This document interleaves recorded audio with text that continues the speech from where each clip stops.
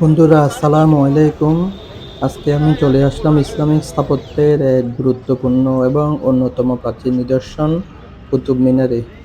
এই কুতুব মিনারটি ভারতের নতুন দিল্লিতে অবস্থিত একটি মিনার, যা বিশ্বের সর্বোচ্চ ইট নির্মিত মিনার হিসেবে পরিচিত। দিল্লি সালতানাতের প্রথম শাসক কুতুবউদ্দিন আইবেকের আদেশে 1193 খ্রিস্টাব্দে কুতুব মিনারের নির্মাণ কাজ শুরু হয়। তবে 1386 খ্রিস্টাব্দে মিনারের উপরের তলাগুলো কাজ শুরু করেন ফিরোজ শাহ তুগলক।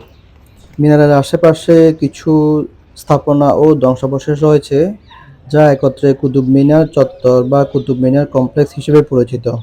এই চত্বরটি ইউনেস্কো কর্তৃক বিশ্ব ঐতিহ্যবাহী স্থান হিসেবে তালিকাবদ্ধ হয়েছে এবং এটি দিল্লির অন্যতম জনপ্রিয় পর্যটন কেন্দ্র।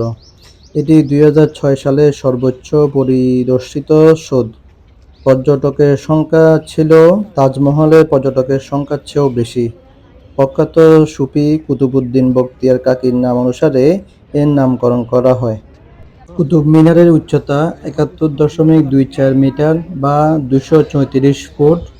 কুতুব মিনারের নির্মাণ কাজ কুতুবউদ্দিন আইবেক শুরু করলেও তিনি সম্পূর্ণ কাজ সমাপ্ত করতে পারেন নাই। পরবর্তীতে তার দামাদ ইলতুৎমিশ কুতুব মিনারের বাকি কাজ সম্পূর্ণ করেন। কুতুব মিনারটি যথাক্রমে 1326 এবং 1368 খ্রিস্টাব্দে দুইবার বজ্রপাতে ক্ষতিগ্রস্ত হয়। প্রথমবার মোহাম্মদ তুগলক এবং দ্বিতীয়বার ফিরোজ শাহ তুগলক সেই ক্ষতিগ্রস্ত মিনারের সংস্কার করান।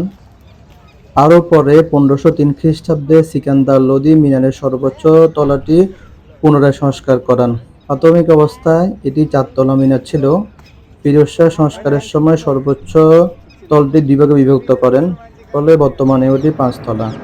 প্রাথমিক অবস্থায় সর্বদাই ছিল লাল পাথরের গাঁথুনি। ফিরোজ শাহ মেরামতের সময় উপরের দুটি তলা সাদা মার্বেল দিয়ে তৈরি করান। কুতুব মিনারে আমরা পৌঁছি বিকেলের দিকে, কারণ আমরা যখন কুতুব মিনারে যাই তখন মোটামুটি পরিবেশটা একটু ঠান্ডা হয়। দিল্লিতে অসম্ভব গরম পড়ে। আমরা দিল্লিতে ছিলাম জুন মাসে। ওখানে যে পরিমাণ গরম পড়ে, দুপুরের দিকে কোথাও ঘুরে বেড়ানো অসম্ভব প্রায়। আমরা কুতুব মিনারের চারপাশ দেখতে থাকি। খুব সুন্দর আসলে, চারপাশে অনেক কিছু দেখার আছে। কুতুব মিনারে আমরা পৌঁছে যখন ছবি তুলছিলাম, ভিডিও করতেছিলাম, তখন ওখানকার একজন কেয়ারটেকার আমাদেরকে দেখে আমাদের দিকে এগিয়ে আসে এবং আমাদের পরিচয় জানতে চায়। আমরা পরে পরিচয় দেওয়ার পর উনি আমাদের কিছু ছবি তুলে দেন। উনি বলেন এখানে ইন্ডিয়ান একটা মুভি ফানা মুভির একটি গান এখানে শুটিং হয়েছিল। উনি আমাদের খুব সুন্দরভাবে কিছু ছবি তুলে দেন, ওনাকে ধন্যবাদ। কুতুব মিনারের চারপাশটা আসলে অসম্ভব সুন্দর। বিকালের বেলায় আমরা অনেকক্ষণ ছিলাম, কখন যে সন্ধ্যা হয়ে যায় আমরা টেরও পাইনি। সন্ধ্যার পর যখন কুতুব মিনারে আলো পড়তেছিল, ওখানে বিভিন্ন 2-3 পাশ থেকে আলো ফেলা হয় কুতুব মিনারের উপরে, তখন কুতুব মিনারের সৌন্দর্য আরও অনেক গুণ বেড়ে যায়।